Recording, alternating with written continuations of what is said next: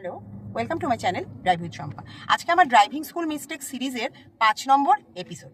এখানে আমি আপনাদের বলবো আরও 4টে ড্রাইভিং হ্যাবিট বলুন বা যাই বলুন না কেন, যেটা ড্রাইভিং স্কুলে হয়তো শেখানো হয় না এবং যেটা নিয়ে পরবর্তীকালে রিয়েল লাইফে নতুন ড্রাইভাররা খুব সমস্যায় পড়তে পারেন। ঠিক আছে, তো ডিসক্লেমার হিসেবে বলছি, কোনো ড্রাইভিং স্কুলের এগেনস্টে কোনো নেগেটিভ প্রোপাগান্ডা ক্রিয়েট করা আমার ভিডিওর উদ্দেশ্য নয়। আমার ভিডিওর উদ্দেশ্য হচ্ছে একমাত্র নতুন ড্রাইভারদেরকে হেল্প করা, যারা কিনা ড্রাইভিং স্কুল থেকে শিখে রিয়েল লাইফ ড্রাইভিংয়ে প্রবলেম ফেস করছেন। তো চলুন প্রথমটা নিয়ে বলছি। আচ্ছা, এর আগে যে 4টে এপিসোড আমি দিয়েছি, সেগুলো যদি আপনারা দেখতে চান আমার চ্যানেলে গিয়ে প্লিজ দেখে নেবেন, কারণ ওখানে আমি খুব ইম্পর্টেন্ট কয়েকটা পয়েন্ট কিন্তু হাইলাইট করেছি। 16খানা পয়েন্ট। আজকে আমার 17 নম্বর পয়েন্ট আমি বলবো। দেখুন, চাকা সোজা করা। গাড়ির চাকা কিভাবে সোজা রাখবেন। কোথাও ধরুন আপনি গাড়ি দাঁড় করালেন, কোনো রাস্তার ধারে দাঁড় করালেন, কোনো পার্কিং লটে দাঁড় করালেন। আচ্ছা, এখানে আরেকটা কথাও আমি বলে নিচ্ছি, চাকা কিন্তু যে সবসময় সোজা করে রাখতে হয় তা না। কোনো যদি ইনক্লাইন প্লেনে আপনি যদি কোনো ইনক্লাইন জায়গা, ধরুন কোনো ঢালু জায়গা বা চড়াই জায়গায় আপনি যদি গাড়ি রাখেন, সেক্ষেত্রে কিন্তু ইন্টেনশনালি আপনার চাকাকে খানিকটা বেঁকিয়ে রাখতে হয়। সেটা আমি পরে নয় অন্য কোনো ভিডিওতে সেই টপিকটা নিয়ে আলোচনা করব। ঠিক আছে, ওটা বাদ দিচ্ছি। কিন্তু নর্মাল রাস্তায় যখন আপনি গাড়ি রাখবেন, তখন আপনার গাড়ির চাকাটাকে সোজা করে রাখা উচিত। কারণ আপনি যদি গাড়িটাকে রাস্তার বাঁদিকে দাঁড় করিয়ে আপনার চাকা যদি সম্পূর্ণ ডান দিকে বেঁকে থাকে, তাহলে আরো 1 ফুট মতন জায়গা আপনি অকুপাই করে নিচ্ছেন। ফলে অন্যান্য গাড়িদের যদি খুব টাইট স্পেস হয়, তাহলে অন্যান্য গাড়িদের কিন্তু অসুবিধে হবে সেখান দিয়ে যাতায়াত করতে। তো সুতরাং চাকাটাকে আপনার স্ট্রেট করতে হবে। সেরবেন বাইরে না বেরিয়ে ভেতর থেকেই আপনি কিভাবে চাকা স্ট্রেট করবেন, এটা কিন্তু আমার মনে হয় না কোনো ড্রাইভিং স্কুল আপনাকে শেখাবে বলে, সেটা আমি আপনাদেরকে বলে দিচ্ছি। দেখুন, ধরুন আমার স্টিয়ারিং এরকম ভাবে রয়েছে। আচ্ছা, দেখে নিন তো আমার চাকাটা কিরম আছে। এখন আমি দেখাচ্ছি, দাঁড়ান।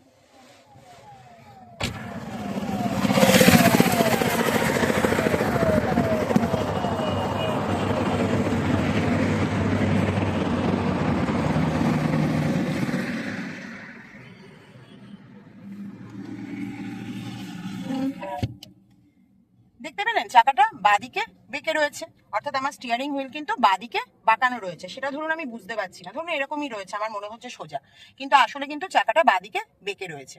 এবার এটাকে সোজা করব কিভাবে? আমি তো জানি না যে বাঁদিকে বেঁকে আছে কি ডান দিকে বেঁকে আছে। এটা তো আমার অ্যাপারেন্টলি দেখে মনে হচ্ছে যে আমার স্টিয়ারিংটা সোজা আছে, কিন্তু সোজা নেই। তো কি করব আমি? প্রথমে যে কোনো একদিকে বাঁদিকে হোক বা ডান দিকে হোক, স্টিয়ারিংটাকে আমি ফুল কাটিয়ে নেবো। দেখুন লক হয়ে গেছে, আর কাটছে না। ঠিক আছে, অর্থাৎ এখন আমার চাকা পুরো বাঁদিকে বেঁকে রয়েছে, পুরোটা বাঁদিকে বেরিয়ে আছে। এবার যদি এই চাকাকে আমার সোজা করতে হয়, তাহলে কি করতে হবে? তাহলে এই স্টিয়ারিংটা আমার 1.5 প্যাচ উল্টো দিকে ঘোরাতে হবে। 1.5 প্যাচ মানে এই দেখুন, এটা হাফ প্যাচ হলো। ঠিক আছে, এবারে ফুল প্যাচ। এই যে আরেকটা ফুল প্যাচ, একটা হাফ টার্ন আর একটা ফুল টার্ন, পুরো ঘোরালাম, লোগো একদম সোজা হয়ে গেল। এবার দেখুন আমার গাড়ির চাকা কিরকম আছে, বাইরে থেকে দেখুন।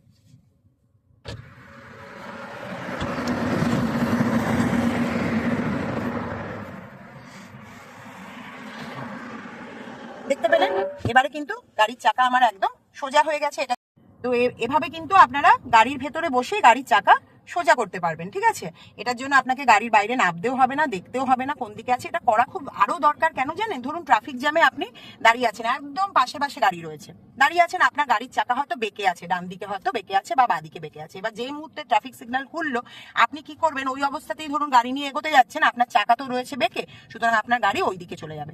ফলে পাশের যে গাড়ি রয়েছে তার সাথে ধাক্কা লেগে যাবে। ঠিক আছে, তো ওই জন্য চাকা সোজা করতে জানাটা ভীষণ দরকার। এটা আমি প্রসেসটা আপনাদেরকে বলে দিলাম। এবারে দেখুন নেক্সট যেটা পয়েন্ট, অর্থাৎ 18 নম্বর পয়েন্ট, যেটা কিনা আমার মনে হয় না কোনো ড্রাইভিং স্কুল শেখায় বলে। ঠিক আছে, আমাকে অন্তত আমার ড্রাইভিং স্কুল শেখায়নি। আপনার ড্রাইভিং স্কুলের ইনস্ট্রাক্টর এটা শিখিয়েছেন কিনা সেটা অবশ্যই কমেন্টের মাধ্যমে জানাবেন। আচ্ছা, সেটা হচ্ছে গাড়ির লেফট অ্যান্ড রাইট সাইডের জাজমেন্ট।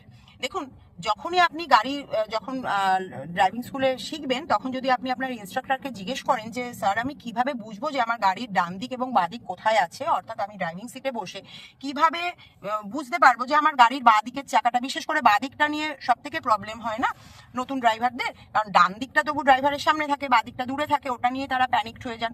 অনেকের গাড়িতে দেখবেন বাঁ দিকের বাম্পার, হ্যাঁ, বাঁ দিকের হেডলাইট, এই সমস্ত ড্যামেজ, সেটা কিন্তু ওই জাজমেন্টের অভাবের জন্য। জাজমেন্ট তারা সঠিকভাবে করতে পারেন না। এটা যদি আপনি ড্রাইভিং স্কুলের ইনস্ট্রাক্টরকে জিজ্ঞেস করেন, উনি কিন্তু প্রপারলি কিছু বলবেন বলে আমার মনে হয় না। উনি বলবেন ওটা দেখুন চোখের আন্দাজে ঠিক হয়ে যাবে, ওটা কিছুদিন গাড়ি চালাতে চালাতে প্র্যাকটিস হয়ে যাবে। কিন্তু ওই যে কিছুদিন গাড়ি চালাবেন প্র্যাকটিস করার জন্য, তাতেই কিন্তু আপনার গাড়ি যা হওয়ার হয়ে যাবে। তো এই জাজমেন্টটা শেখা ভীষণ দরকার। ছোট্ট করে বলে দিই, আমাদের যে স্টিয়ারিং হুইল থাকে সেটাই হচ্ছে আমার গাড়ির মাপ। স্টিয়ারিং হুইলের 9 এবং 3 পজিশন, এটাই হচ্ছে আপনার গাড়ির বা এবং ডান দিকের চাকার পজিশন। এই ড্রাইভিং সিটে বসে এই অ্যাঙ্গেলটাই হচ্ছে আপনার যেখানে বাইরে গিয়ে মিট করছে সেটাই হচ্ছে আপনার বাঁ দিকের চাকা ওখানে আছে, এবং এটা গিয়ে যেখানে মিট করছে আপনার ডান দিকের চাকা এক্স্যাক্টলি সেখানে আছে। এটার জন্য কিন্তু আমার ভিডিও রয়েছে আমার চ্যানেলে, জাজমেন্টের জন্য প্রায় বোধহয় 4-5টা ভিডিও আমি দিয়েছি এখনো পর্যন্ত।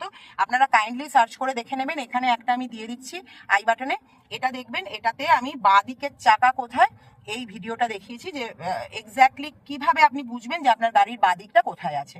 তো এই জাজমেন্ট না প্রপার হলে কিন্তু গাড়ি নিয়ে রাস্তা বেরোনো ভীষণ রিস্কি।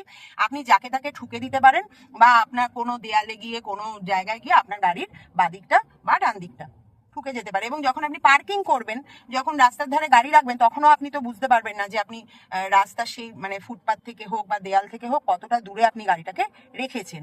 ওটার জন্য কিন্তু এই গাড়ির জাজমেন্টটা শেখা খুব দরকার। ভিডিওটা অবশ্যই, এই ভিডিওটা দেখার পরে ওই ভিডিওটা অবশ্যই গিয়ে দেখে নেবেন যদি না দেখে থাকেন। আরেকটা ভীষণ ক্রুশিয়াল জিনিস যেটা আপনাকে কিন্তু ড্রাইভিং স্কুলের ইনস্ট্রাক্টর হয়তো বলেন না, সেটা হচ্ছে আপনার গাড়ির ড্যাশবোর্ডের লাইটগুলো সম্বন্ধে। আপনারা বোধহয় খেয়াল করেছেন যে গাড়ি যখন আমরা 3 স্টেপে স্টার্ট করি, মানে এই দেখুন, যখন আমি গাড়িটাকে প্রপারলি 3 স্টেপে স্টার্ট করব, মানে প্রথমে আমি এক ঘাট চাবিটাকে ঘোরাবো, ঠিক আছে, ইলেকট্রিক্যালস অন হলো, এবারে দু ঘাট ঘুরিয়ে দিলাম। এইবার দেখুন, এই যে দেখছেন ড্যাশবোর্ডে অনেকগুলো লাইট জ্বলে উঠেছে। এগুলো কিন্তু প্রত্যেকটার একটা মিনিং আছে। আমার মনে হয় না আপনাদের ড্রাইভিং স্কুলের, মানে আমাকে তো অন্তত দেখানো হয়নি, আর এখনো কোনো ড্রাইভিং স্কুলের ইনস্ট্রাক্টর এগুলো দেখান বলে। এই যে এটা যেমন চেক ইঞ্জিন লাইট, এটা সিট বেল্ট ওয়ার্নিং লাইট, এটা হচ্ছে ব্যাটারির লাইট, এটা হচ্ছে ইঞ্জিন অয়েলের লাইট, ঠিক আছে, এইটা হচ্ছে হ্যান্ড ব্রেকের লাইট। তো এইগুলো কিন্তু জ্বলে থাকে। এছাড়াও আরো অনেক লাইট আছে, এয়ার ব্যাগের লাইট থাকে, তো এইগুলো এবিএস এর লাইট থাকে। তো এইগুলো প্রপারলি কিন্তু জানতে হয়। এইগুলো না জেনে যদি আপনি গাড়ি নিয়ে বেরোন, তাহলে কি হবে, ধরুন কোনো একটা লাইট আপনার জ্বলে আছে, কি নিয়ম, যখনই কোনো লাইট জ্বলে থাকবে আপনাকে তার কারণটা জানতে হবে। ওই লাইটগুলোর মাধ্যমে গাড়ি আপনাকে বলতে চাইছে যে আমার মধ্যে কিছু প্রবলেম হয়েছে। সাধারণত গাড়ির ইঞ্জিনটা অন করলে ওই লাইটগুলো সব চলে যাওয়ার কথা। যদি চলে না যায় তাহলেই আপনাকে বুঝতে হবে। ধরুন আপনি গাড়ি স্টার্ট করে ফেললেন, গাড়ি চালাতে শুরু করলেন, তবুও চেক ইঞ্জিন লাইটটা আপনার জ্বলছে, তার মানে আপনার গাড়ির ইসিউ আপনাকে বলতে চাইছে যে গাড়ির ইঞ্জিনে কোনো কিছু ফল্ট আছে। সেটা মেজরও হতে পারে, মাইনারও হতে পারে।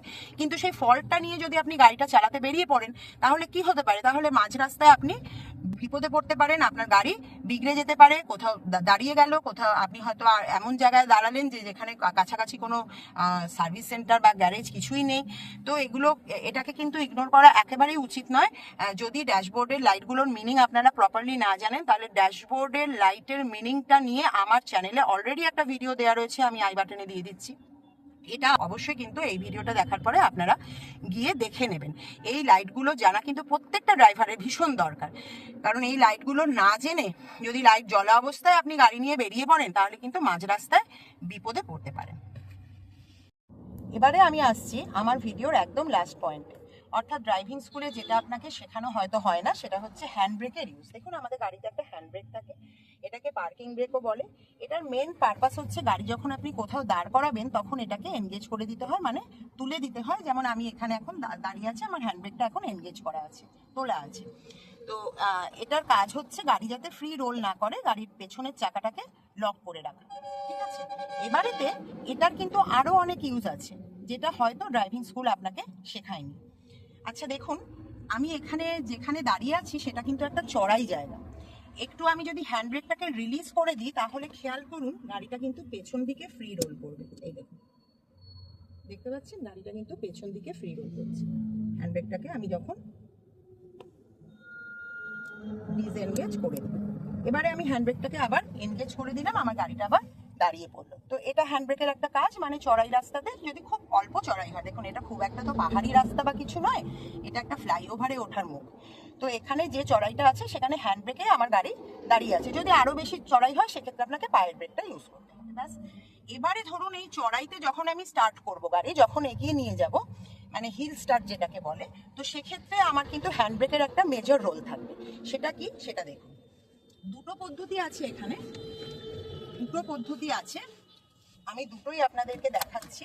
হ্যাঁ, প্রথমটা হচ্ছে আমি ফুল ক্লাচ প্রেস করলাম, ফার্স্ট গিয়ার দিলাম, হ্যান্ড ব্রেকের ওপরে হাতটাকে রেডি রাখলাম এবং আমি ক্লাচটাকে ছাড়ছি। আচ্ছা পায়ের, আচ্ছা দেখুন এবারে আমি ক্লাচটাকে রিলিজ করছি ধীরে ধীরে।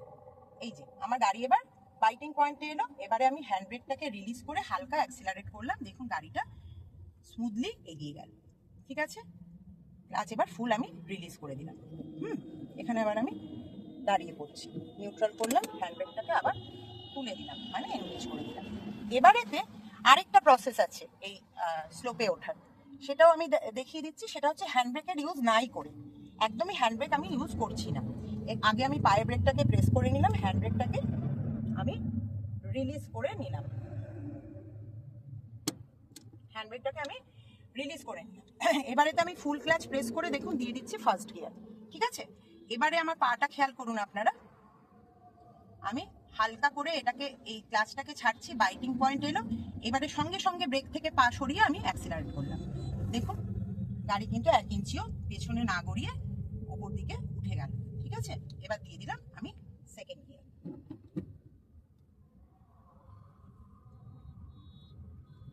বোঝা গেল? তাহলে এই যে হ্যান্ড ব্রেকের ইউজটা, এটা হয়তো ড্রাইভিং স্কুলে আপনাদের শেখানো হয় না, এটা কিন্তু হিল ড্রাইভিং এর ক্ষেত্রে খুব অত্যন্ত এসেনশিয়াল একটা জিনিস। মানে যখন আপনি কোনো চড়াই জায়গায় উঠবেন স্ট্যান্ড স্টিল কন্ডিশন থেকে, কিংবা চড়াই মানে ফ্লাইওভারে ওঠার মুখে হয়তো জ্যামে পড়েছেন, সেক্ষেত্রেও কিন্তু আপনার এই হ্যান্ড ব্রেক মেথডটা খুব কাজে লাগবে, যেটা ড্রাইভিং স্কুলে হয়তো শেখানো হয় না। তো আপনার ড্রাইভিং স্কুল হ্যান্ড ব্রেকের প্রপার ইউজ দেখিয়েছে কিনা বা শিখিয়েছে কিনা অবশ্যই আমাকে কমেন্ট করে জানাবেন। তো আজকের ভিডিওটা আমি এখানেই শেষ করছি, দেখা হচ্ছে আবার নেক্সট ভিডিওতে আপনাদের সঙ্গে, ততক্ষণের জন্য টাটা।